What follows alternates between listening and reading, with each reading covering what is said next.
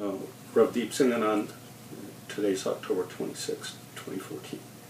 I was 14 years old. I was in New Delhi, India. Probably, I don't have a full recollection of exactly what happened, but I know there was a lot going on at that time. My parents were the ones who kind of brought up that there was violence going on, because it wasn't just Darbar Sahib, it was actually everywhere else that was going on as well. In New Delhi, there was quite a bit going on at the same time. So it was pretty much in the news what was going on, and they were getting phone calls from other people, getting information. So didn't hear a lot about Darbar Sahib right at the beginning, because it was more the local fighting that was going on in New Delhi. And now, right away, all the Sikh families got together and started, including with the Hindu families and everything, started making sure that the violence wasn't getting out of hand in the local area. So they would be out there in groups together, making sure during the day, at night, walking up and down the road, making sure that there's no violence in the area. If there are people, being ready to get other people involved to help stop it. So where I lived locally, there wasn't a lot going on at that time. November is right after the attack is when I moved to the U.S. So I was in Delhi at that time. Same thing again, it was more through the parents. I was still pretty young at that time, so I know my dad used to be around all the time, telling us what to do, what not to do. There pretty much everybody was at home. There was nothing really going on. And there were times where it would be like, okay, if there's anything, here's a neighbor right across the street that we knew really well. They were a Hindu family, and if you need to, there was, I still remember there was 1 or 2 nights where we actually just went and sat in their house, just keeping the house empty, so, because people knew where all the Sikh families were, so it was just a precaution from a family perspective. Go across the street. If anything happens, just run across, and they'll be there to help you if need be. Jump over the wall on the other side of the other neighbor's house. Keep money with you just in case, but just be strong for who you are. I didn't really get to get out of the house for quite a bit of time. I know my dad would go out every single night, either him, my uncle. They'd walk around with all the other neighbors just to make sure.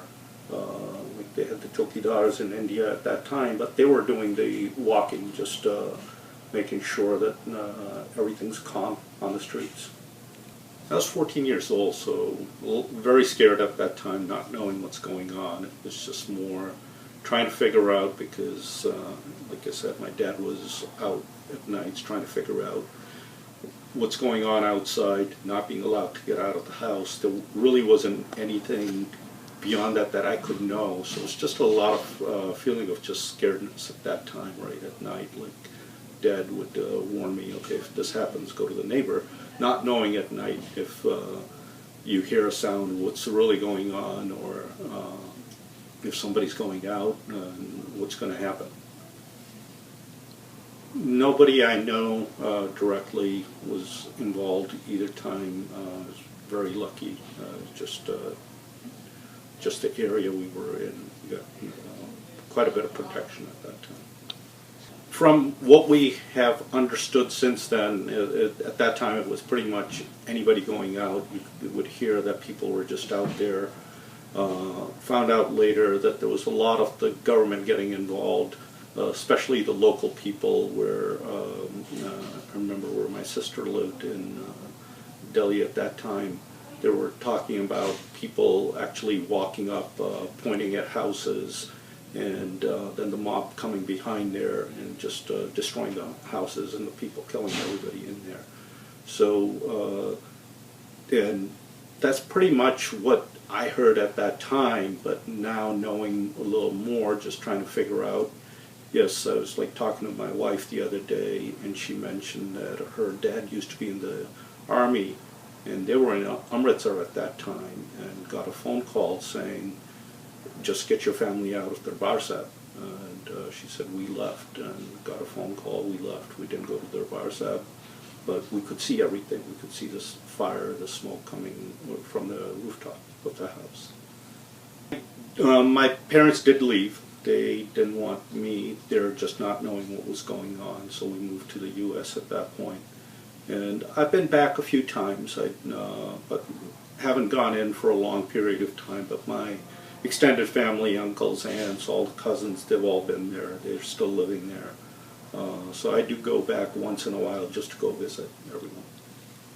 I've talked to people a little bit here and there, some friends who were directly involved, and just family members a little bit about what went on at that time and what their feelings were, right, and how people have been coping with it, especially the ones who had somebody directly involved. Like a friend of mine in New York was telling me their brother was killed in this, and they were basically just told, he's not coming home, and just stop thinking about him. There was nothing else they could do, but they moved over here and pretty much moved on with their lives, because you really can't do anything else.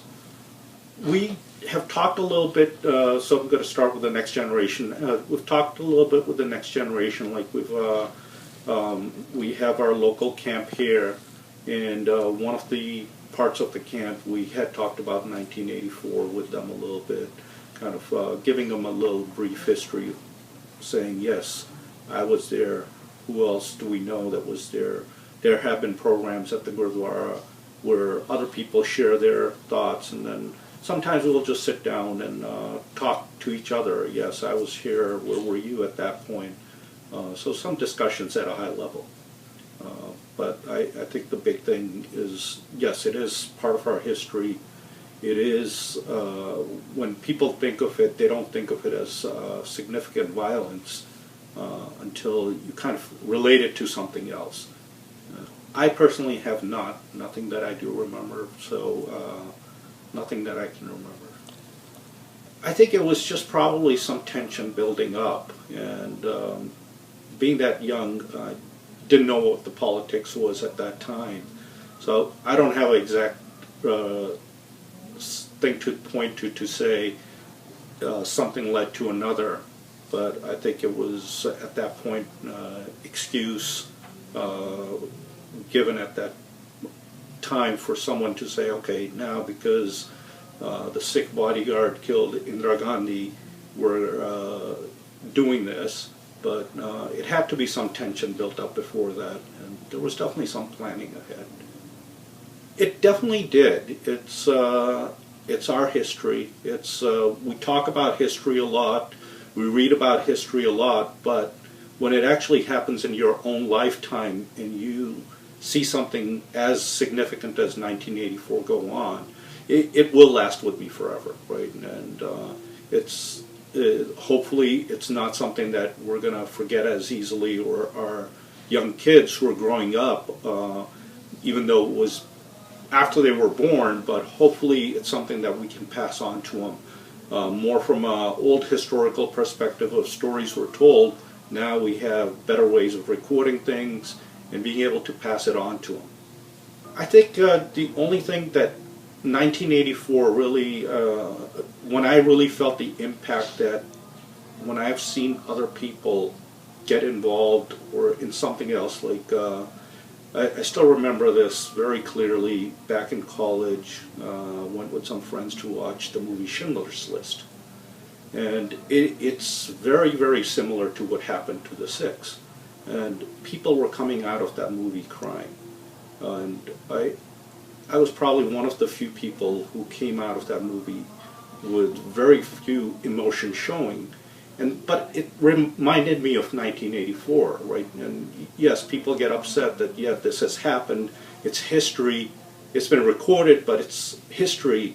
But when you see it happen to your own people and you think of it, it has a totally different impact, right? So from that perspective, it's like, yes, here's a recording, here's things that have been shown, but how do we show to others what's happened to us, right? It's not just, it happens to other religions, it's happened to other religions, it's happened to us.